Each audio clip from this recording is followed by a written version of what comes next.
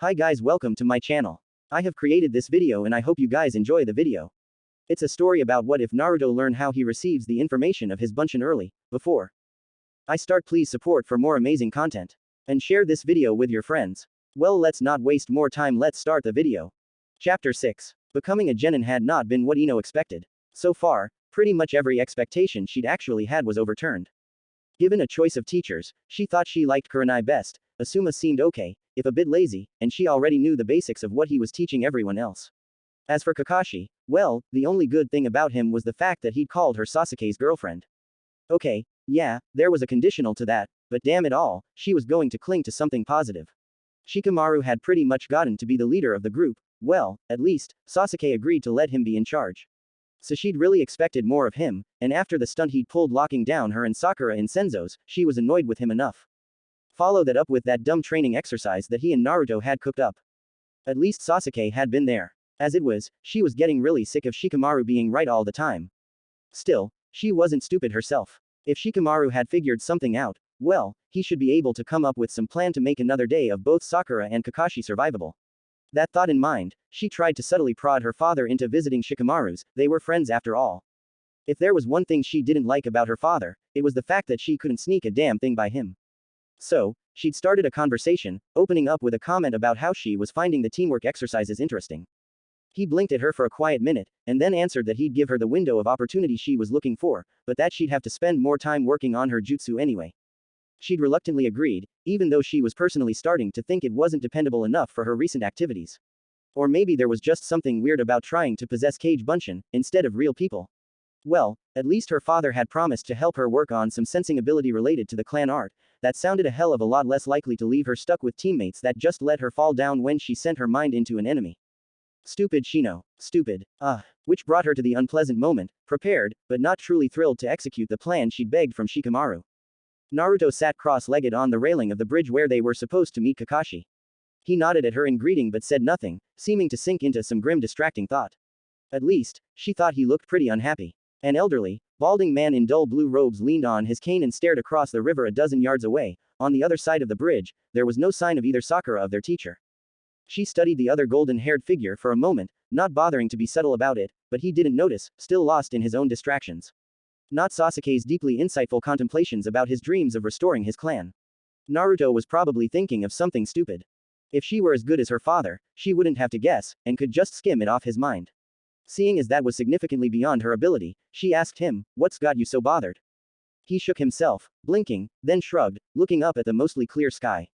"Just this dream I have every night," he mumbled. Then he shook his head again. "I don't want to think about it." "Oh, hey," he brightened, turning his attention to her. "You know the trick for not thinking about stuff, right? Maybe that'll help."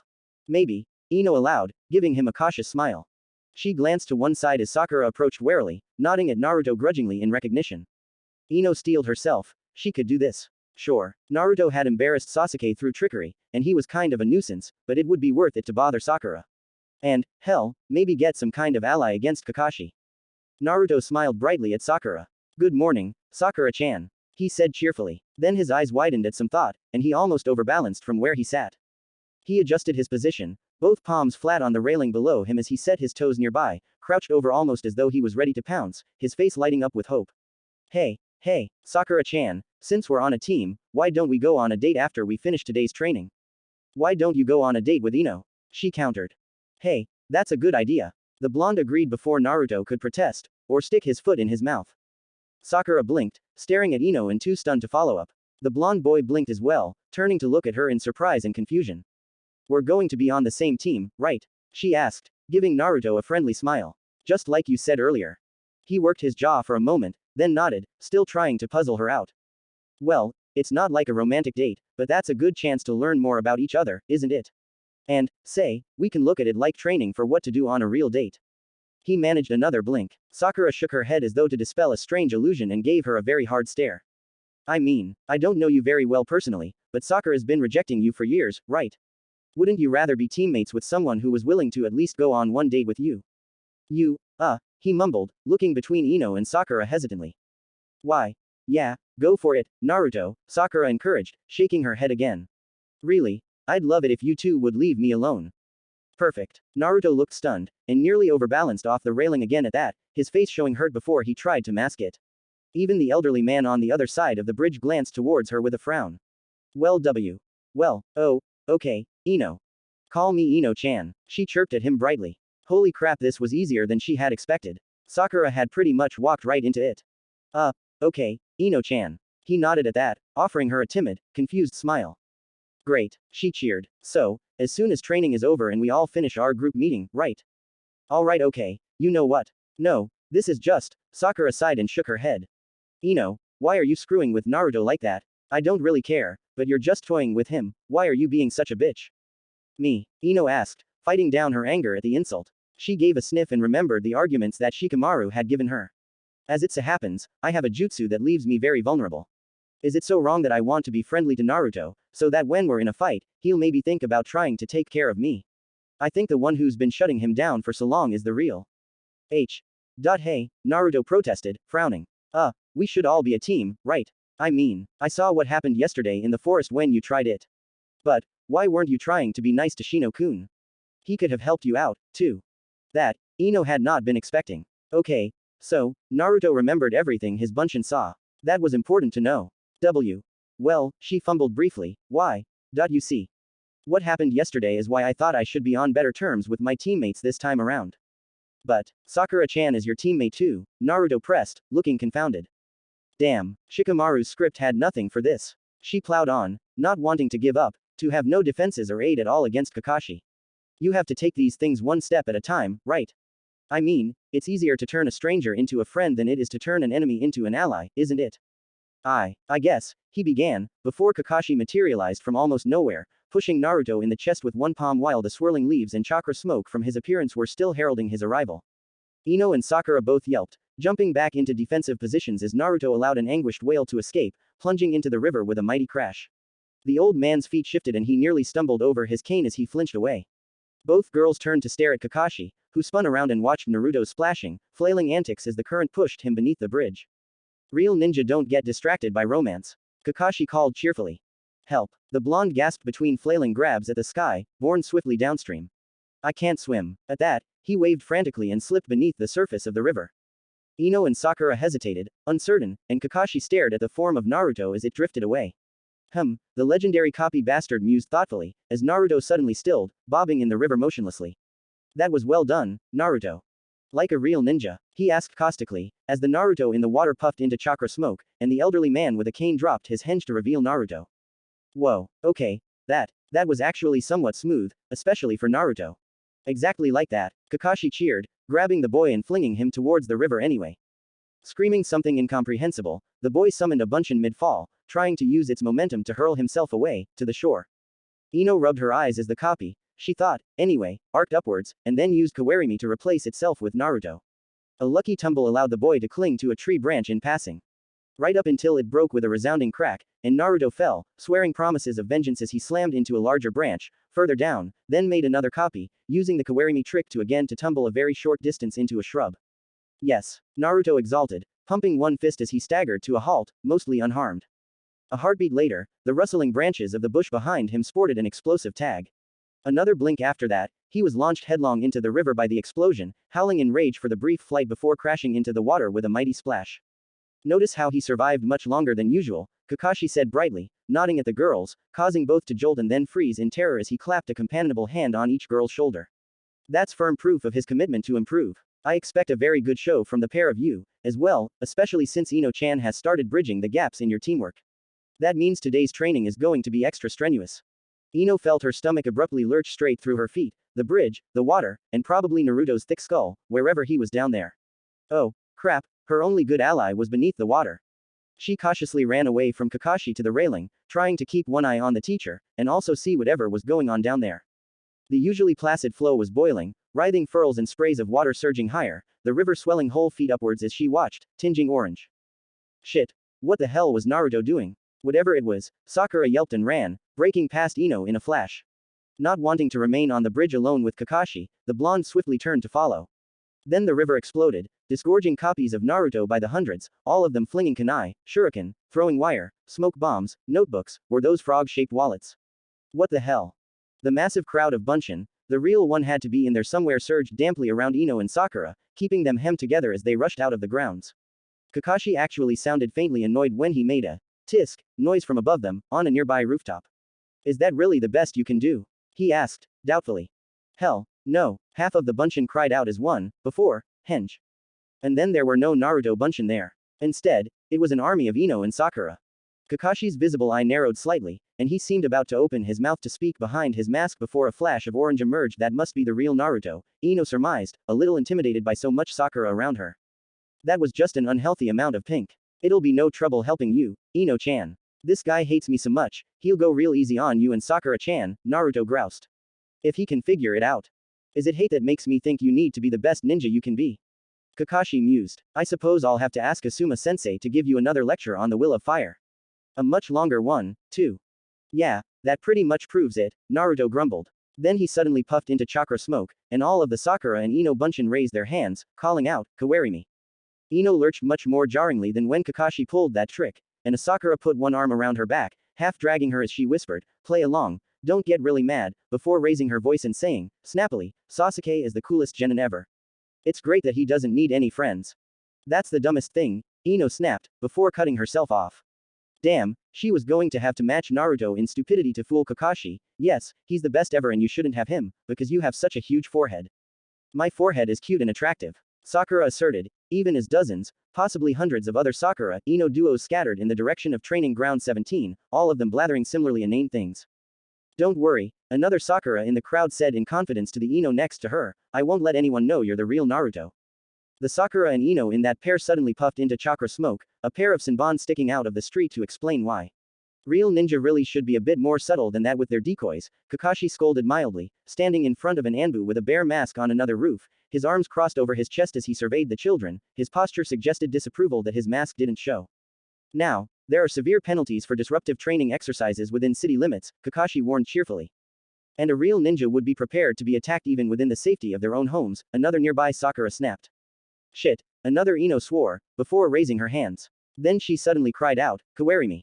Another annoying lurch later, they'd all shuffled around. Okay. Wow, Naruto had some tactic. She was going to have a migraine, but he was a more protective partner so far than Sakura.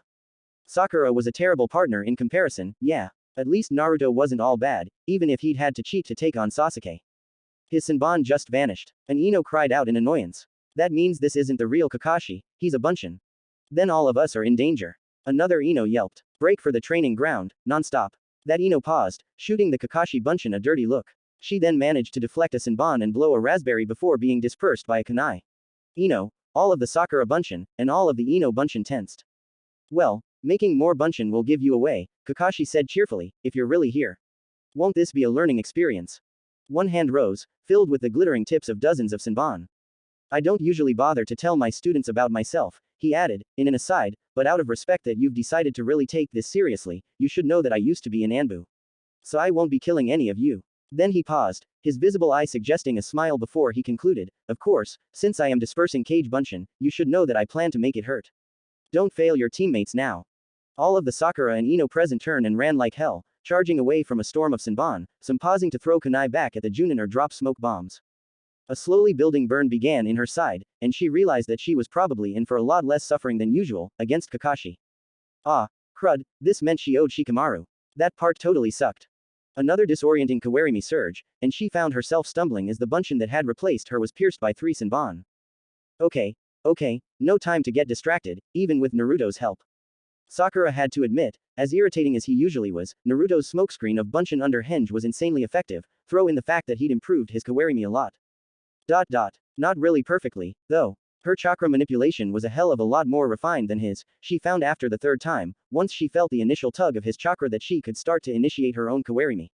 His immediately seemed to accept and take her guidance, and she snapped instantly into the new location with alarmingly small effort. She'd been proud once that in a good 10-minute fight she could pull off 7 or 8 Kawarimi, if she didn't wipe herself out. Kakashi had demonstrated that she might on occasion need more than that in a minute. And now, Naruto surprised her with this amazing utility that let her stretch that to easily a dozen times in a minute. And though she was sure it would make her vision grow dim and her head spin, she knew if she had to, she could do it a dozen more times. Or, she could just save all of her chakra and let him move her slower, and she almost always had to check her balance afterwards. But no real effort. Once they reached the training ground and the remaining few hundred Ino and Sakura bunshin joined them, opposed by no less than 9 Kakashi bunshin. So, this training session was still liable to especially suck. She really wanted to be able to be annoyed with him, but Ino was making her look bitchy, and then he'd helped watch over her anyway. So, fine, he was a decent teammate when he wasn't whining about Sasuke. She managed to use his cover to face Kakashi, deflecting Senbon frequently and firing the occasional calculated shot back. Oh, someday she'd have explosive tags and give him a surprise, oh yes she would. Where had that thought, never mind. Anyway, she was a dutiful kunoichi, so she practiced her precision shots. Naruto was surprisingly reliable with bunshin willing to swap her out at any given moment. Right up until it was nearly time for lunch, and Kakashi locked the real Naruto up by striking no less than 14 specific points along his joints, and across his back. He tumbled face down, and would have slammed into the earth if a nearby bunshin, disguised as her, hadn't snapped, "You moron. You got hit, so useless." And then dived, catching him before he fell. A nearby Ino immediately used Kawarimi to replace her, and then another shuffled Sakura herself away. She found herself dragged deep inside a hedge, where an anxious Ino crouched over the completely paralyzed boy, looking at her worriedly. Do you know how to fix this?" the maybe Ino asked. "Yeah," Sakura said, frowning. She'd read about it, anyway. Now, which series of points did Kakashi hit anyway? There were different sets, and some needed the needles to be removed very carefully. "Are you the real Ino?" Sakura asked in a very quiet whisper, not looking up. "According to the book I read, that's real crummy asset management," the bunshin replied, shaking her head. Damn, but his henge had gotten good. That was alarming. She was seriously going to have to start pushing herself. He was carrying the entire battle against Kakashi by himself. "Well, not anymore. Clean gauze from the first aid kit," she ordered, still keeping her voice as low as possible, handing her pack to the bunshin. "Double up half and stuff it into his mouth so he can bite down on it, then give me the other half in small bits." Then, because from everything she knew it would do the least damage if she messed it up, she started at his arms, annoyed that his clothing obscured precisely where he'd been pierced. Grasping the senbon, she gently drew the needles out, frowning with the worrisome realization, these hadn't vanished on their own. The real Kakashi probably knew which Naruto was the real one. Somehow. Why else wouldn't he just make more cage bunshin and use their dispersing weapons? Well, okay, he could be some kind of sadist that she'd repay in spades some unexpected moment with explosive tags of her own. Ahem. But he knew what he was doing, beyond a doubt. No point risking their cover until the senbon were withdrawn from the boy, though. He grunted as his teeth clamped down on the gauze. If Kakashi didn't know where they were, then the precaution were probably overkill. But being blown up and warned that real ninja would have played it safe did not appeal. So he stayed as quiet as possible as she dabbed at the injuries, not accomplishing much through his clothes. Still, she did manage to remove all of the pins, and he sat up gratefully with a sigh of relief, stretching his limbs out without disturbing any of the surrounding branches. She tried to pull his coat back a bit to look at his injuries, and he didn't resist, just trying to give her a goofy smile, but she couldn't spot any wounds, other than what she thought were smaller scratches, or maybe insect bites. Fine, Naruto was probably okay. Now, time to move. He seemed to have the same idea, making a familiar hand seal, creating another group of hundreds of bunshin outside of the bush, and then fished a whistle from his pocket, blowing it long and loud. She felt herself grabbed by another of Naruto's kawarimi. She was starting to recognize his chakra, and assisted it, snapping far away from him over a series of hops, vanishing in the orange swarm. Very shortly they divided into Ino and Sakura look-alikes, charging in all directions as the Ino near her wobbled wildly, groaning. Sakura grabbed her as the blonde stumbled. Wait, was this the real Ino? From what Naruto said, that sounded unlikely. But he'd kept, well, her nearby. Then again, tactically, if she were considered a medic, that might make sense. "What's going on?" she asked in a whisper. Bunshin reporting in, she groaned, shaking her head. So, actually Naruto then, she realized, moving to support the wobbling girl. Another Ino and Sakura dashed in, but paused, seeing her already helping the Naruto in henge. Not Ino. Man, that was a good henge. "Boss." They whispered in tandem. "Keep watch, Sakura reminded herself. He ordered the bunshin and they nodded dutifully before vanishing. Damn, what kinds of books had he been reading? She'd need to catch up, evidently. After a few minutes of quiet breathing, he nodded, seeming satisfied with what he'd learned. "I need to do this again," he explained. "The bunshin that are currently out don't know what I just figured out." Sakura nodded understanding as Naruto made the same hand seal. This time, the crowd was all Ino, until half of them turned into copies of herself. Another flickering series of kawarimi, and suddenly, he'd gotten a lot less clumsy at that. They were behind another shrub, far away. Explosions began to rock the distant forest, evidently Kakashi growing irritated with Naruto's tactic. The whistle blew again. Another surging trip through the forest, and it was starting to become unreasonable how much Naruto was doing. You should have your bunshin echo the whistle blow next time, she noted to the next Ino she found herself next to, not knowing if she was talking to him, or a copy. It would reach him eventually, she was pretty sure. Unless it was the real Ino. On a whim she reached out and groped the other Ino's chest, mostly because she was annoyed with the quality of. Oh shit, that was really Ino. She pulled her hand back as though burned, feeling her face heat up as she blushed. Oh, fuck, she'd never live this down. Sakura-chan, Ino said, blinking, looking confused.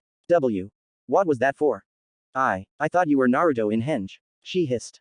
Ino blinked several times. I am, she answered, confused, releasing the henge and turning back into Naruto, this one with a flat chest, she realized, unable to stop herself from probing.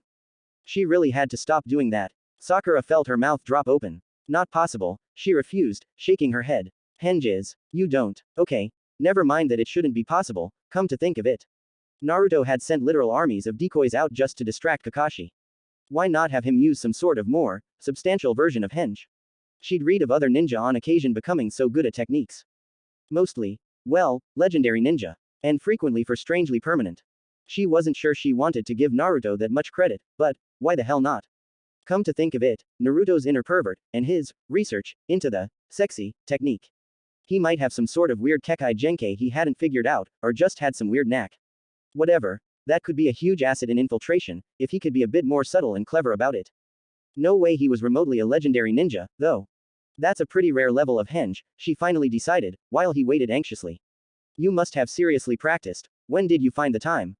I remember what every bunshin does, he said simply. I'm getting like a few minutes of practice every second or so, thanks to bastard sensei. Holy crap, she allowed. That was one hell of a jutsu. She could see why it was on a forbidden scroll. Naruto offered a proud smile before raising his hands and shifting back to Ino in a cloud of chakra smoke. Pretty cool, huh? Naruto asked confidently. Oh, hell yeah, if you even think of turning into me and trying to do something naughty with my body, I will end you, she promised him, nodding agreement. A simultaneously interested, and then horrified expression flashed over Ino's face. What's Ino doing right now? She wondered, changing the subject. Naruto frowned. Not sure, he confessed. Whatever bunshin are with her haven't dispersed. Alright, enough being surprised by Naruto's ability. Okay, you're probably just as bad at wasting chakra with your bunshin as you are with your kawarimi, aren't you? She asked. Naruto blinked, frowning. Yeah, he allowed, shrugging. I guess. I mean, I got plenty of chakra, right? You could still be a lot better at it. I could feel it when we were doing kawarimi together.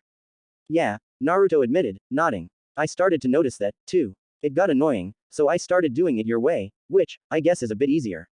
That's the point, she said patiently. Don't just keep doing it, get better at it, right? And, naturally, if she could find 100 mistakes in what he did, well, she'd never have to make those mistakes. And if he had so many bunshin he could reveal all the ways to do something wrong, she'd figure the right way out in his wake, no problem. Also, there was no way in hell she was going to let that blonde bimbo win. She was ahead of Ino as it was, the real Naruto was hanging out with her, despite the fact that he knew it was a risk. So she could suck on that. Haha. Anyway, so, she said patiently, let's talk about how your bunshin work, huh? I bet you haven't really thought about how they talk to each other, have you? No, he admitted. This really explains why they ended up so predictable, she mused, shaking her head. Well, we'll figure that out, she decided, already forming plans. What was stupid Ino Pig going to offer? Being an air-headed fainting pretty girl. She'd show her. So, let's look back to the training exercise yesterday, she began, already thinking of how easy the guards had been to pass.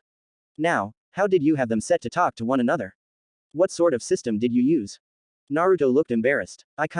Well, I read those books, but some of it I kind of. You know, it's hard to soak up. She fought down a surge of relief, managing to keep her smile unchanging. Good. Naruto hadn't become ridiculously different since, well, okay, Iruka dying, that should have a strong effect. And she'd said something bad about Naruto then, hopefully being himself, he'd forget. Hey, he'd asked her out already. So, that shouldn't be any kind of problem, excellent. Good. Perfect, even. She just needed to get him to stop pestering her for dates, and it could be workable. With Naruto's help, she'd be a way better kunoichi than Ino. Kurenai was a very quiet, soothing teacher. Hinata was guiltily glad she'd been stuck at home, and gotten a chance to rest adequately. Otherwise, she was certain she would have fallen asleep during the teacher's lessons, she wouldn't want to, but. Well. Sasuke and Kiba both dutifully did the leaf exercise along with her for a few minutes, and then it was time to learn how to walk up trees. The kind, red-eyed teacher scanned across the group and explained the premise of the exercise, and how often they would be able to benefit from it as ninja. After that, she showed them how it was done, and told them to practice. Hinata had immediately marched to the top of her tree. Sasuke and Kiba stared at her from the ground in consternation, Akamaru releasing a confused whimper from where he was practicing on the leaf exercise by his partner's feet. She felt bad immediately. Did I do something wrong? She asked fretfully. Kurenai began, before trailing off uncertainly. It's quite impressive, it's fairly rare for someone your age to know how to walk on trees already. Hinata had no idea what to make of that. It was unusual to learn it. But, when she was 7, she'd had to. Her father had been disappointed in her. 2. It had taken nearly 5 days of constant practice to learn that, followed immediately by a week of water walking practice. Oh, she said, having no other idea of what to do with her time. Sasuke snorted and ran at the tree, intending to replicate the feat. He made it up 3 steps or so, and then flipped over backwards, landing upright and scowling. Shaking his head, he ran again, making a 4th step, then his foot slipped. He kicked off with his other foot and landed upright again, and Kiba pumped one fist, nodding in determination. Right, he barked, nodding with dogged determination, and immediately trying to follow suit. He found a more sloped trunk, one he could easily lope up 3 steps before it began to straighten, and he'd need to use his chakra. He made it up only 2 steps further than that, but still managed to flip to safety, just like Sasuke. Very good, Kurenai encouraged, applauding the boy's enthusiasm. Hinata, why don't you come down here? The teacher suggested. Since you already know this exercise very well, why don't we work on some kunoichi training? Oh, alright, she agreed. Hopefully not more dreadful flower arranging. She'd already been trained in that by her family, and then a much clumsier version in the academy. She'd have to do the polite thing and learn the new form anyway, she supposed. She allowed some of her chakra control to slip, causing her sandals to slide down the trunk of the tree at a reasonable clip, twisting when required to avoid branches. Both of the boys broke off their practice to stare, Sasuke's brows furrowing in annoyance before he snorted and redoubled his efforts, and Kiba just watching, his eyebrows raising. Okay, this exercise just got a hell of a lot more interesting, he panted, recovering his breath from his last attempt and then shucking his jacket with an eager grin. Hinata wished both of them luck, which Kiba accepted with a determinedly enthusiastic growl, and Sasuke with a neutral grunt. Shortly, they were out of casual earshot, and Kurenai turned to her with a smile. So, tell me, she said, shaking her head. Why were you so worn out at practice yesterday? That seemed unlike you. Well, she hesitated, uncomfortable. I pushed myself too hard training with Naruto-kun, she offered. And after that, my father insisted to see me show, well, some proof that I was in good hands. Kurenai blinked, her red eyes flashing for a moment. Oh, she mused. Could you explain that a little more? We sparred, and at the end, he said that, he said that I'd improved enough, but I should not be so weakened, you know. She trailed off, it was already obvious she exhausted herself. Is that all? Kurenai asked, looking strangely bothered. She thought for a moment and admitted, I haven't. My father insists on spending more time sparring with me, now, since I need to improve so badly, so I haven't been able to meet Naruto in the morning and have breakfast with him lately. Kurenai's look of confusion deepened. Let's explore that a little more too. She asked, her smile looking strangely forced. Hinata heaved a tiny sigh, why was this important? It was just a normal thing between friends, Naruto had agreed to that himself. She explained what had been going on. Naruto-kun has, well, money is, without family. I meet him in the mornings before practice and we have breakfast tea, together. Then we talk about. She shrugged, realizing that suddenly, she didn't really know how well Kurenai liked Naruto. Better not to give anything important away. Training, and what we're learning, she offered. Oh, dear, she'd probably given her fib away with that stutter. She really needed to practice this. That sounds, alright, Kurenai allowed uncertainly. Then she shook her head. Is Naruto's financial situation that bad? I hadn't heard anything about this. Well, he's getting by, she managed. So, we go and shop tea, together to save money. Then she shook her head. But I guess I won't be able to do it every day, since I have to practice at home more. Really have a long way to go to be a good kunoichi. Kurenai looked for a moment as though a cage bunshin had dispersed, giving her a sudden and fiercely unpleasant memory. Hinata-chan, you're already an amazing kunoichi. She said, shaking her head to dismiss the unwanted thought. How can you think that you're a poor kunoichi, if Sasuke and Kiba haven't learned the tree climbing exercise yet, while you have? Okay, she agreed. That's a lot like what Naruto-kun said. Maybe that meant it was worth listening to, as well. Kurenai worked her jaw for a moment, then smiled. Yes, good. So, what's the kunoichi training? She wondered. Do you know how to walk on water? She nodded wordlessly. Kurenai didn't seem very surprised this time. Okay, well, in that case, You must promise me that you won't show this to anyone else yet, they need to pace themselves, after all. So, are you familiar with Shunshin? She nodded her head. I know what it is, she explains. B. But I can't do it. Kurenai nodded, glancing at the boys. Okay, she said, concentrating for a moment. She made some hand seals and turned towards the boys, then there was a flash in. Disoriented, she brought a hand to her head, she was standing beneath a different tree, near a lake. Kurenai was with her, and when she activated her Kekai Genkai, she realized they weren't far away from the boys. She also noted the genjutsu making it look like they were still there, looking especially transparent to a Byakugan eye, while Kurenai nodded in satisfaction. Now, you will promise, right? No one else is ready for this yet, not until they master Bunshin, Henge, and Kawarimi. Okay, Hinata agreed. She would absolutely let no one know what she was learning, except Naruto. He'd been so excited at the prospect of learning Shunshin, how could she not? I swear, Kurenai-sensei. No one but Naruto-kun would hear about this from her. Kurenai looked satisfied. Remember, she warned, I'm only teaching you this because you're such a capable kunoichi. Hinata felt her face warm. Really? She asked, smiling uncertainly. Absolutely, the red-eyed woman confirmed. Now, activate your Kekai Genkai and watch me closely, okay? Hinata nodded, raising her hands in the familiar seal and activating the full force of her family's power. Kurenai's chakra and tenketsu sprang into sharp focus, and her field of vision stretched, expanding around her in what was almost a complete sphere. She naturally shifted her orientation around enough to compensate for that blind spot, any remotely worthwhile Hyuga would. She wondered idly if that made other people think that Hyuga were fidgety. That thought was dismissed as she watched the flows of energy, the very dimly observable traces of chakra swirling through Kurenai's significantly brighter hara, shaped through her hand seal, brought down low near the source of chakra and then released. Okay, she thought, trying to analyze what she'd seen. Kurenai had sent out a very fast probe of some sort of chakra to a point she was going to need to see that again. I'm sorry, sensei, she blurted immediately, remembering to actually politely turn her face to the woman. I didn't get it. But Hinata-chan, Kurenai sighed from only a few paces away. I haven't even really shown you the hand seal. I just wanted you to see the jutsu in motion once before we began. Hinata swallowed, ducking her head. Oh. Here, watch, it's just the ram seal, Kurenai said warmly, drawing closer and offering her a bright smile. See, she shaped the sign before her, giving Hinata plenty of time to absorb it, and the flow of chakra through Kurenai. After you learn that simple application, we'll work on practicing it until you can do it one-handed, and from there, if you like, you can keep working at it until you can do it without any seal at all. In fact, there was once a shinobi of Konoha who was so good at it they called him Shunshin no Shisui.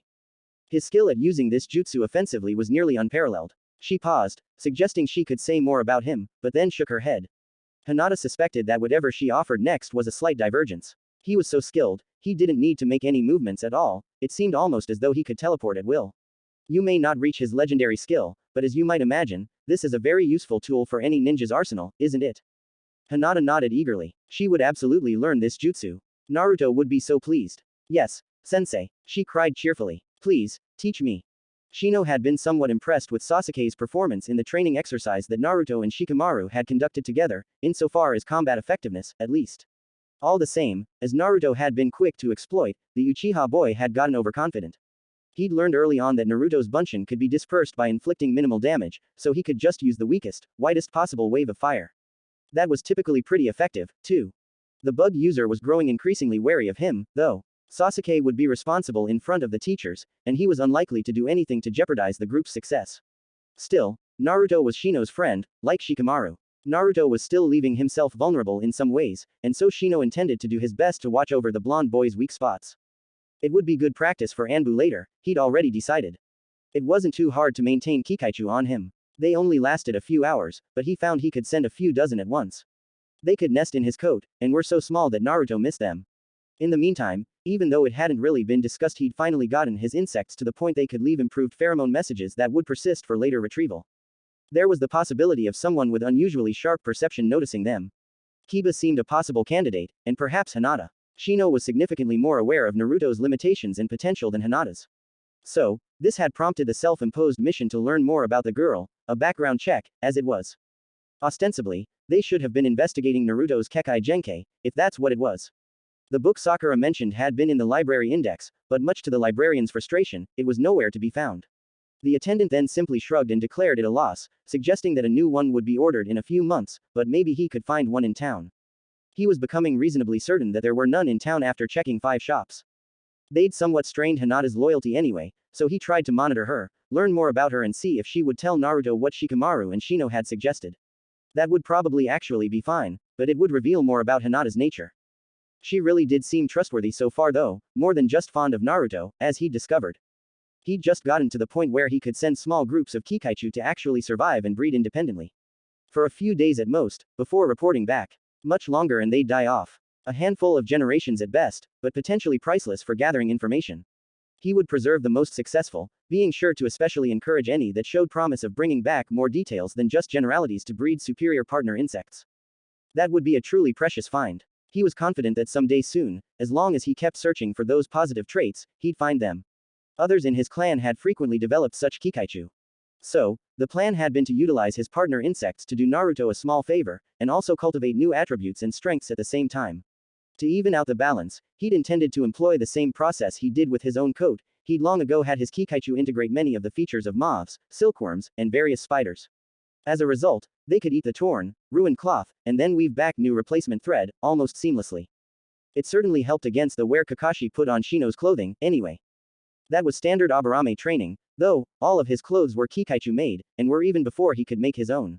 It wasn't by coincidence that Aburame who retired from the idea of becoming shinobi after, synchronizing with their partners frequently became tailors. His father, in point of fact, wore the beads of mastery at the craft, hanging from his own dark glasses. Shino wasn't that good himself, but he thought he could at least do a fair job. He felt that would be a reasonable compromise. It wasn't that he wanted to spy on Naruto, as much as he felt it would be advantageous to understand things about his circumstances that he, really, might not notice on his own. Like the fact that his coat was getting mended. And he couldn't imagine that Shikamaru would mind ample warning if Naruto seemed to be lured into some sort of ambush. That thought in mind, while he was bugging, he supposed, the other members of his current team, and Asuma, who seemed just as unaware, he spent special focus on his experimental new temporarily independent Kikaichu. He wouldn't be sending them anywhere until he met with Naruto again, so that gave him time to prepare, since meditation was almost completely pointless. No offense to Asuma, information was power, after all. But mostly, he wanted them to try and preserve the orange. Like some bold insects, Naruto wore a bright color, then again, considering his hair and relatively distinctive eyes, he had more than one bright color. Also, like most of those insects, Naruto would badly poison any predator that tried to eat him. Considering that he was working on his henge, he could also probably make real stealth an option at almost a moment's notice, but Shino wasn't certain Naruto would ever really be that kind of ninja. So, for the time being, orange it was. Enko pursed her lips, considering the end-of-day reports her bunshin were sending in. One of them, under henge as Naruto, returned to her apartment roof as she sat there, cross-legged, handing over a handful of dango on skewers before sticking one hand out, demanding real money. Well, yeah, Kakashi would probably get all ticked off if she let that fall onto Naruto. Her bunshin realized that, too, so swiped some ryo from her hand while she was counting it, then ran off, cackling like the blonde boy on a pranking spree. Good enough, she supposed. A heartbeat later, she almost choked on her dango when an Anbu arrived via Shunshin, staring down at her with a bear mask. Oh, the same one that had been with Kakashi earlier. Huh. She said, somewhat belatedly. Dango, Anbu-san, she held out a skewer. The Anbu may have blinked behind the mask. He mused, tonelessly. He did, after a moment, take a skewer with an entirely unreadable nod. Then he produced a scroll from a pouch that was far too small to contain it, remarking with a jutsu-veiled voice, it only seems right in the balance. She accepted the scroll dutifully. What? Some summons from the Hokage? The bear-masked stranger vanished as abruptly as he arrived, and Anko shrugged, leisurely opening the scroll. Annoying. One of those summoning thingamajigs. Some stored item, but probably not a heavy one. She rolled it back up and reorganized her remaining food, scarfing one whole skewer's worth. No need to be ladylike without anyone watching, before vaulting back to the door of her apartment and stepping inside. Once there she tossed the scroll on the table and threw herself onto the couch, leaning forward and activating the seal with a pulse of chakra. A small stack of papers, about 6 of them, popped out of the array. She frowned picking them up and skimming through them. Her eyes widened as she saw, spelled out with Anbu clarity, a summary of the life of Kakashi's father. Oh, shit, she remembered that from before. Well, damn, that was somewhat alarming. Why the hell had some random Anbu decided she should have? In the balance, she asked herself aloud, her voice slipping towards an indignant screech. Oh, that unforgivable asshole, he'd yanked her Anbu file. The Anbu in question had then. Oh, that one-eyed bastard was going to pay. She was going to put some venomous serpents down his pants the next time she managed to get him into her bed. She had just started to work herself up into a good, really destructively frothing rage, when she heard a knock on the door of her apartment. Oh, yes, Kakashi. Time for justice. The papers were stowed with minimal difficulty in her miniskirt. There was a reason she'd chosen that particular length and a hidden sleeve that could hold a few sheets of densely recorded information for infiltration missions. She spent a heartbeat trying to get herself ready, to look her most vapid and hungry. He was going to suffer for that. The jerk couldn't even ask her.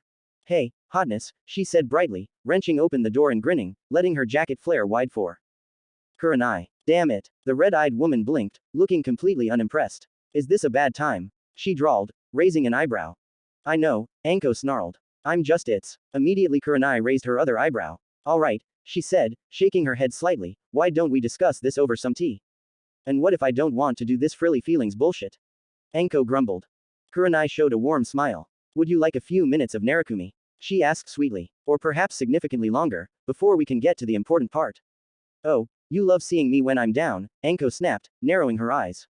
With your attitude, yes, I do, the red-eyed woman said, somewhat smugly. All the same, I will help you. It would be pathetic for our genin to band together and overcome their issues, and then not do the same.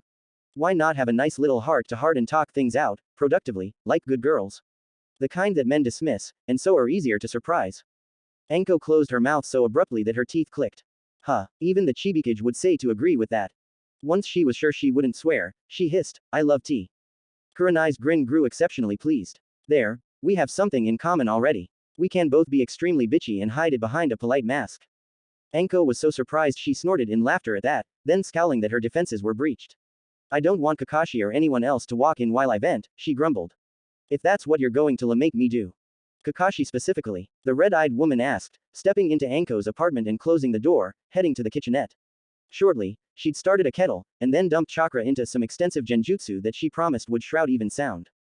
That was actually pretty smooth, and Anko had to admit, the only way she'd let herself be coerced into spilling what had pissed her off.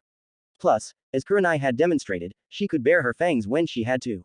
That was respectable. She wasn't all coddling nicey niceness. This side of you is a bit more of a turn on, she told Kurenai, studying her for a reaction as the other kunoichi was pouring tea. She didn't react beyond an amused snort, except to comment, oh, you tell everyone who threatens you that. Tea, that's only mostly true, Anko protested half-heartedly, before growling, reaching back into her miniskirt. Kurenai began to look alarmed, and for a moment, the special Junin was strongly tempted to. But no, scaring Kurenai might just piss her off. And that would detract from just how much feminine outrage she was pretty confident she could scare up against Kakashi.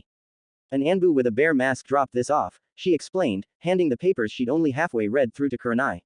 Hissing, she added, in an ominous, angry voice, he said this was, in the balance, implying that Kakashi well.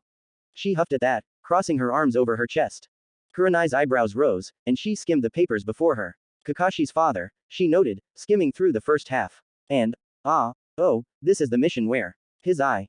Wait, what? That was in there. Oh, this was juicy. She instantly slipped to Kurenai's side, reading along with her. Maybe she was going to get some sweet revenge after all. Only, that was one hell of a report. The Yondaime himself was there that night, and then Kakashi had broken his father's blade the same evening. This was going to take a detailed rereading later. Still, before she spilled anything to the Junin, she needed to figure out what to hand out, and what to hold back. No way in hell she wasn't going to dig, thinking Anko was more vulnerable pissed off. Anyway, she said, deciding that it wouldn't hurt to keep going as she had, to show Kurenai a woman who was hurt, someone she could probably sympathize with. Seriously, the woman had issues, projecting onto Hinata like that.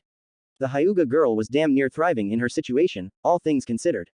He must have read my file, she huffed, wincing internally at the realization she couldn't prove that. Anbu isn't in the habit of handing things out like his own teammate. Yeah, well, that explains some of his attitude, Anko agreed, distracted by the text. So, tell me, Kurenai said in a friendly voice, lowering the paper at the end of the summary and turning to face the special Junin. What are you concerned about that he'd be finding in your file? You wouldn't be worked up if it weren't something. Damn, she was right, though. Alright, she allowed, sighing. You could probably figure this out yourself if you dug in the right places. Sure, whatever, build up some sympathy, then wriggle out of that part of the explanation, leave it behind like an old skin and maneuver the conversation back to Kakashi. It's not really even a C rank secret. Sure, give a kid like Naruto the benefit of an S rank secret, which Anko still wasn't privy to, beyond Asuma mentioning in passing that it existed, and that was the end of her explanation on his seal. She privately wished that Chibikage and his minions a lot of luck researching Naruto's Kekai Genkai. There really were a lot of unanswered questions about his chakra levels. Plus, if Kurenai hadn't bothered asking around, well, she could really surprise the red-eyed woman. Or, She'd use some brilliant genjutsu, like her reputation said she might. Hell, Anko could be in the middle of that right at the moment. Hopefully the red-eyed woman was more warm-hearted than that. Fine, playing up this angle wasn't so bad. Heaving a sigh, she explained, so, when I was younger, I actually trained under a legendary ninja. He was my sensei, and I was his favorite student. Or so I thought. She shrugged her shoulders, incidentally letting her heavy coat fall to the floor. The collar would cover her neck, after all. She turned her back to Kurenai and raised one hand, indicating the cursed seal on the back of her neck. This is Orochimaru's kiss, she said by way of explanation. After a momentary pause, she added, I had just turned 13. The first day she'd ever had her. Well, anyway, there was a good possibility that was one of the factors that had allowed her to survive the damning procedure, stepping through a sudden, unexpected door from child to woman. She was the only survivor of that attempt, as it so happened. She turned back, shrugging again as one foot snagged the edge of her coat and kicked it up, into her hand's reach before pulling it on. The jerk could have asked, she growled, uncomfortable to realize she wasn't sure if she was grousing about the monstrous teacher she had vowed to one day kill, or the man that had found that out behind her back. Well, Kurenai said after a moment, her face surprisingly unreadable, you said this information wasn't precisely secret. Being honest, neither is most of the information here. Kakashi doesn't quite hide the fact that he's the legendary copy ninja, you know. Any enemy he'd take seriously would already know, and he's aware. Still, some of these specifics. So, showing him that you're pissed off about this is really going to give away the upper hand. Anko's mouth dropped open, slightly stunned that Kurenai's analysis was already oriented to subtle manipulation. Oh, damn, she was one of those sweet cuddly types that would get into place and wrap her coils around what had Anko gotten herself into. Kurenai's smile widened fractionally, as though seeing Anko's realization written in her eyes. She mused, crossing her arms over her chest. Anko, let me tell you something honestly, I'm troubled by the fact that there aren't more strong female ninja. Tsunade is one example, but look where she went, retired out sight. I hear she doesn't even wear a Konoha headband. Is that the best example we can have for the children? A female ninja that gives up and evidently turns to drinking at the first sign of trouble? Kurenai asked, shaking her head softly. And, being honest, since I don't know her, it's possible that her reasons for doing that are related to your past. We may actually have a common enemy in that thanks to him, what should have been too powerful kunoichi instead spend a lot of time acting silly instead of really applying themselves. But then, as a master of deception, it isn't like I don't get that you can accomplish much more by being careful about the exterior you show. It is too much to hope that someday, one of the kunoichi we teach steps into the role of legendary ninja. Then her eyes narrowed, and at that, what have you been hiding from us? If it weren't for the fact that it would actually require a jutsu, or a somewhat painful stretch, Anko would have strongly considered dislocating her jaw to dangle even lower in surprise. What do you think I've been hiding? She asked, unable to keep the faintest tone of anxiety from her voice. The other woman detected it without pause, her eyes narrowing. Okay, time for a frantic bait and switch. In a panic, she blurted out, I saw Naruto and Sasuke pick a fight on their day off, all of the other genin watched. Kurenai's eyebrows rose again. Naruto won. He was surprisingly clever about it, she babbled, letting herself sink to the level of awareness she used for infiltration, when she had to try and explain or pass herself off. I didn't think. Well, he didn't even hurt Sasuke. See, he jumped into Sasuke's fireball, toughed out the burn, then created bunshin outside of the damaging area, right? And then he held Sasuke at kunai point and made him surrender. Even Sasuke admitted that he lost fairly. After her Chibikage had pointed it out to everyone, anyway. Kurenai's reaction was a mystery, lost within. Oh, shit, was this whole thing, even the Anbu paperwork, some nightmarish genjutsu effect from Kurenai? She discreetly ran one hand through her hair, giving herself a shallow stab in one palm with her hairpin. The treatment she gave it stung, but wasn't really a poison, so shortly her hand burned with pain, and would for an hour or so. Nothing about her surroundings changed when she tried to worm out of any illusion, but she wasn't about to give Kurenai the satisfaction of dropping Kai right in front of her. Hell, if she were that desperate, she might as well just break a finger. I see, the red-eyed woman said after a moment, thoughtfully. I shouldn't be surprised you'd cover that up. I thought we were going to tear apart Kakashi, Anko mumbled, crossing her arms over her chest. Why on earth would you let him off that easily? Kurenai wondered, looking mildly puzzled. Anko blinked again, suddenly regretting how much her hand stung as she dropped it back to her side. What? Kurenai returned, shaking her head as though to dismiss some distraction. I think you would do best to hold it silently over his head for a time. Never mind for the moment, she said. Just keep yourself in the mindset of infiltration, we can talk about this after we discuss our students. The special Junin gave a nod at that without hesitation. She was pretending to be cowed by the older woman, was all. She wasn't really terrified. Just pretending. Just like she was with Kakashi. Seated in what he was rapidly defining as his favorite place in the apartment, as much as one could like the heart of such a woman's lair, Asuma allowed himself to enter fire meditation. His thoughts all were stacked neatly, then burned away, leaving his mind an empty, clear void. He descended through the layers of his psyche, delving for the very recent, fresh memories of that day. From there, he studied his surroundings. There was Kakashi, leaning against a wall and seemingly indifferent. There, both women sharing the couch in Anko's apartment. Asuma didn't know why Anko had volunteered her own living space for the meeting area, but at least the front room was civilized. No clutter on the floor, no decorations on, well, any surface. It was conducive towards meditation, or some other kind of strict focus. Kakashi quickly seemed to grow bored, pulling a book from his pocket. Gotten to chapter 16 yet? Anko asked, almost immediately. Truly, Kakashi answered without hesitation, your analysis of this chapter was correct. I am rereading it for the third time to absorb all of the subtle nuance, the deep insight. Amazing, moving stuff, quite powerful. Asuma glanced at the adults only warning on the back, and quickly dismissed the remark as rare sarcasm from the white-haired Junin.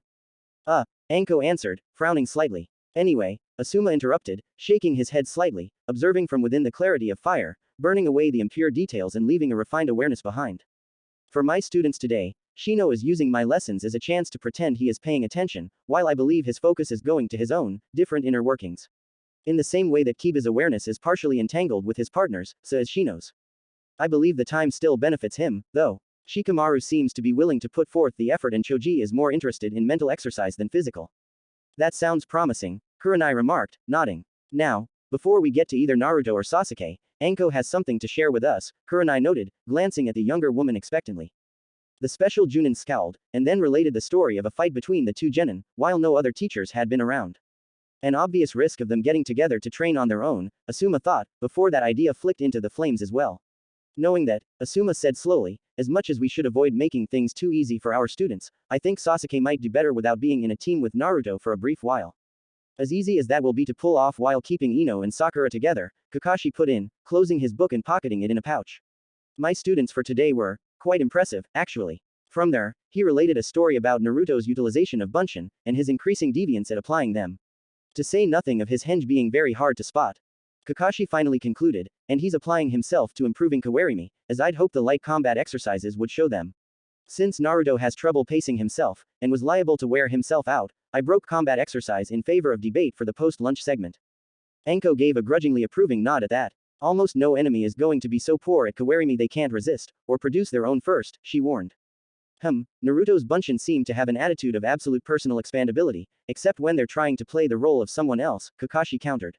He might just pull it off, and in the meantime, the defensive utility. I wouldn't admit this to him, but I honestly lost both Ino and Sakura in all of Naruto's bunshin. By the time I found Sakura, she was administering treatment for some Senbon I'd slowed Naruto with. I decided that since they were doing quite well, and it was good teamwork in the face of Ino's strange request, I'd let them get away with that. And even though it seemed a bit suspicious, well, other than to chide them for it taking up valuable focus, I don't have a hand in their romantic issues. Excuse me, Kurenai said, somewhat sharply, her eyes narrowing. Ino, date request. Some strange idea she had about it improving teamwork, Kakashi said with a shrug. She told Naruto it wouldn't be romantic, to consider it training for later, real, dates. Kurenai allowed, frowning. That'll be something to keep an eye out for tomorrow, then. Anko gave a nod at that, raising her eyebrows. Blondie's just playing with the boy, she judged, uninvited. Trying to get on his good side to get protection from mean old Kakashi during morning training. Not bad seduction practice, and she's playing pretty smart. She's 12, Kurenai overrode her suddenly. I don't care how relatively tame it is, don't you have some worries about what this does to them? The special Junin huffed a very brief sigh and bit back whatever she was going to say, shrugging before she crossed her arms over her chest.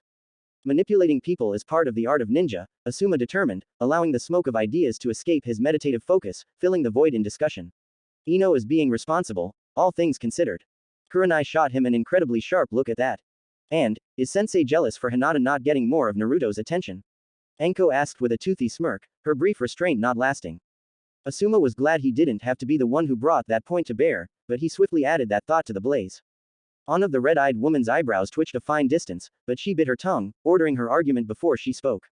I believe allowing careless relationships at this age between almost any of the students would be a mistake, she explained. It would be just as disastrous if Sasuke were to suddenly change attitude and decided to encourage Sakura and Ino to compete for his attention. This is a lot of potentially unneeded drama. In that case, it is well that this is exposed so you can curb those things before they are an issue, Asuma determined, breaking from his meditation enough to give her a rage-blunting smile of confident encouragement. You will see them tomorrow, after all. In the meantime, Hinata, Sasuke, and Kiba. I put Sasuke and Kiba to work climbing trees. The Uchiha boy was doing better at it than Kiba, but unless they spend a lot of personal time on it, they've got a lot of work to go. Kurenai paused, then added, Hinata already knew the exercise, as well as walking on water. Asuma nodded, not terribly surprised that a Hyuga had such ability. Chakra control was what they were all about. Especially of other people, through their tenketsu. So being good at the relatively easy exercises was effectively mandatory for any member of the clan, unless they had absolutely no ninja ambition. In recognition of that, I'm giving her a head start on Shunshin, she added. Kakashi gave a nod at that, so did Asuma. It seemed reasonable. Kakashi would probably consider it a good improvement to her otherwise sometimes low mobility. With her precision, she'd probably be able to benefit from Shunshin quite a bit. The others will all be taught soon enough, but, she shrugged, I didn't really have anything else set up, since she's ahead of the other students. And going to stay that way, with you slipping her extra lessons like that, Anko jibed, shaking her head.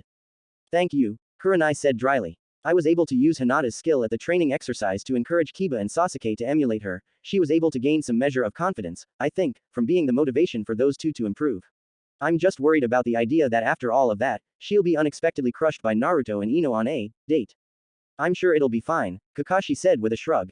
How hard has she really fallen for Naruto, anyway? Anko asked, somewhat doubtfully. I know dedication, you know, especially from a girl that age. She seemed to speak with some authority, shooting a hooded gaze at Kakashi, who straightened up for some reason, the light in his visible eye dimming in concentration. The fire resumed in Asuma's mind, crackling with clarity and significance. Anko and Kurenai were getting along too well for Anko's venom. Therefore, Kurenai and the other woman were up to something. He and Kakashi were out of the loop, the two possible targets of such a ploy. Asuma checked his conscience and found himself remarkably clear. Hells, he even forked out the ryo to feed his students, and Kurenai's as well. Not that money wasn't trivial to him, at least at those expense levels, he spent more on tobacco than food in a day. Not that he'd let Kurenai hear that. At any rate, his choices were to ignore Kakashi, or help him, but no way would he go against Kurenai in front of her. Kakashi's probably right, Kurenai said, somewhat doubtfully. Anko shrugged at those words, falling silent again with a speculative glance at Kakashi. For his part, the copy ninja was thoughtful, also quiet. Asuma had spent years around monks, and they would sometimes be more talkative than the sensei group was being. Sometimes, it was a pain having to be the deep one. Why couldn't he be flighty? Oh, sure, laugh it up, the meditation expert and former monk was a lazy bum. They could say that all they wanted, a lazy bum would not rack up 35 million ryo in bounties on his own head in service to the daimyo.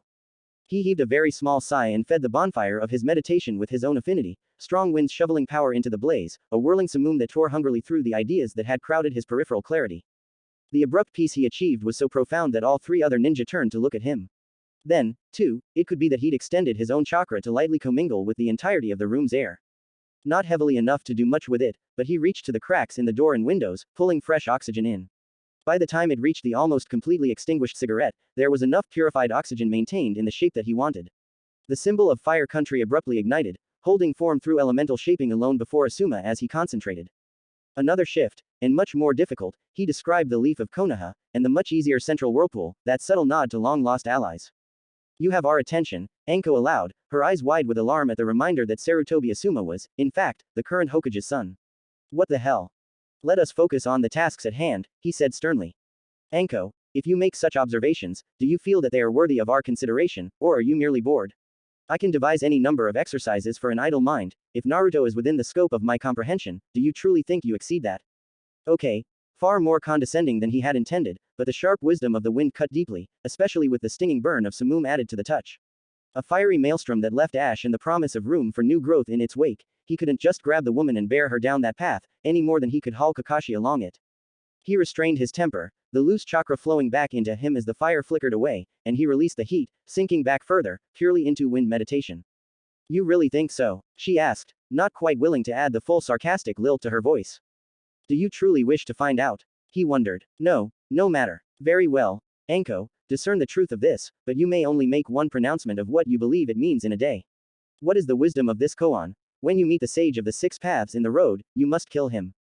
Anko opened her mouth immediately, then thought better, confounded. Wait, what? She boggled. He would kick your ass. Why would anyone even try that? Better luck tomorrow, he determined. A screech of annoyance escaped, before she fixed him with a glare, and Kakashi saw what had really gone on, shooting a veiled but grateful nod to Asuma for the distraction. I will beat the crap out of your thinky puzzle, Anko groused. Just you wait until tomorrow. Indeed. He turned his attention back to Kurenai, who was giving him her thoughtful look. Any other news concerning our students? Kiba and Sasuke were surprisingly well behaved, though I sense a certain amount of wariness between them, the red-eyed woman allowed. Good, Asuma decided. At least they wouldn't have to deal with any romantic date nonsense, he thought in satisfaction. Though, this all being decided, Kurenai turned and fixed Asuma with a much more deeply considering gaze. I would like to speak with you in private concerning something else. His satisfaction faded. Hinata was so excited, she could barely restrain herself. She knew she wasn't brilliant at it yet, but she'd managed Shunshin, and she was confident that she could teach Naruto, too. She was so eager to surprise him. But she was a kunoichi, not a little girl, she would restrain herself and tell him properly in their training session that night. With her father's increased attention, she was starting to realize she'd probably only get to have breakfast and nightly training with Naruto every other night. That was okay, though. That was an increase of very near infinity % compared to how much time they got to spend together before graduation. She managed to restrain herself until after everyone had finished grumbling about their training. She was surprised to see that both Sakura and Ino were calmer about it, and looked much less roughed up than usual after a round with Kakashi. Then again, she reminded herself, they'd had Naruto on their team, and he was amazing, the kind of ninja who naturally would someday become Hokage. Everyone had finished paying Senzo, preparing to leave their usual meeting place. As soon as Sasuke was out of the door, already knowing who he would spend his next day with, Ino turned to Naruto and without hesitation said words that, strangely, made the entire world shake, nearly tearing apart. How Senzo's didn't collapse at the strain, she would never know. Okay, Naruto, let's get to that date, huh? The blonde asked, raising an eyebrow. Hinata tried desperately, barely able to make a noise louder than the faintest wheeze, unable to complete the boy's name. No, even as her eyes began to water, her Kekai Genkai activated, bypassing the shimmering curtain of moisture. Training, Naruto answered, nodding. Hinata's heart gave an unsteady beat at that, uncertain if it was wise to continue further, but she had to hear. Training, maybe, not a date. Yeah, exactly, Ino agreed, glancing across the others, but particularly Sakura. Not Hinata. We're not really going to date. I mean, me and Naruto. At his slightly stung look, Hinata fought back the urge to place the edge of a knife hand between Ino's vertebrae, that would slow Naruto's ascent to the role of Hokage. The Yamanaka girl continued, my hair is a gray color, but come on, Naruto, there would be way too much a good thing. Then she winked, grabbing his arm. Suddenly, Hinata found herself fascinated with the various tenketsu within a blonde girl's hand. She could probably significantly inconvenience Ino without jeopardizing Naruto's rise to Hokage. Really, it would probably just be the kind of thing she should do as a friend, if there were any chance Ino would try and hurt him. Thinking about it for more than a second, that felt like the only proper thing to do. Right, Naruto agreed, frowning slightly, then pulling his hand free as he made a seal, producing a copy of himself. One of the two copies of Naruto went to stand by Hinata and dropped a hand to her shoulder without hesitation. I'm doing real training and practice with Hinata-chan, though. Hinata had no idea why the furniture in Senzo's kept breaking so easily around them, probably something to do with Shino's Kikaichu, but no matter. She was holding one of Naruto's hands and managing not to tremble with too much excitement. The other genin, especially Ino and Sakura, were staring at her for some reason. We're going to train, she agreed eagerly. Ino blinked slowly, turning a hesitant glance to the bunshin with her, who shrugged. I'll report what I find out later, boss, he promised. Right, the Naruto that Hinata had grabbed a hold of agreed, rifling through his pockets one-handed and producing some ryo from a painfully thin frog wallet. Ah, that was so cute. The bunshin took the money with a nod. Sakura blinked, watching the bunshin and Ino leave, the blonde somewhat surprised at the blonde's behavior.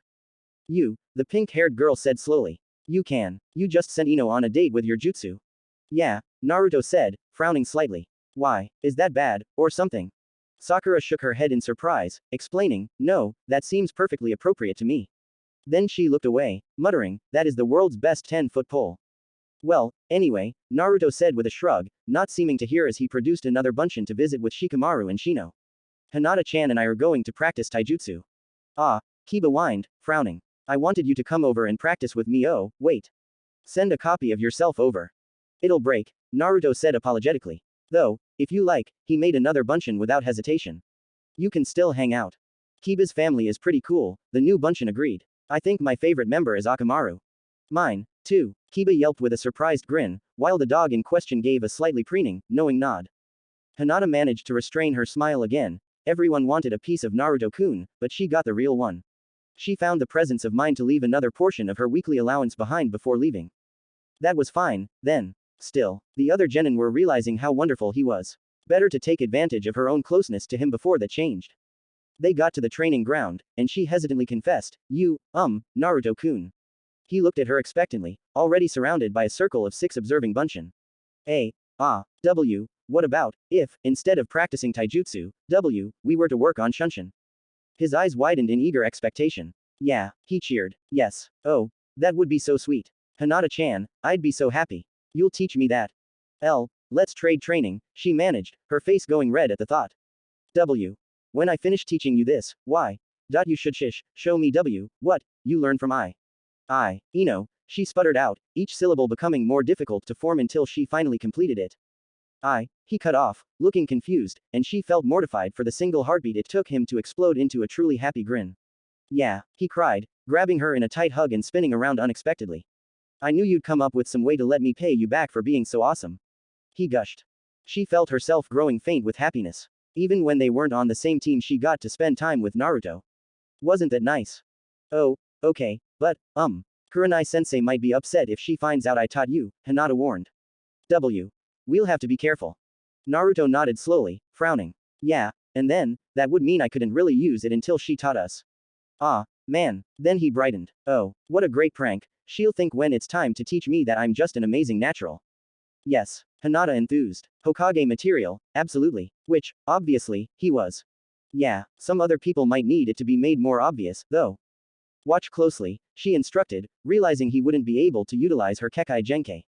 That would be okay, she could just watch him very, very closely while he practiced.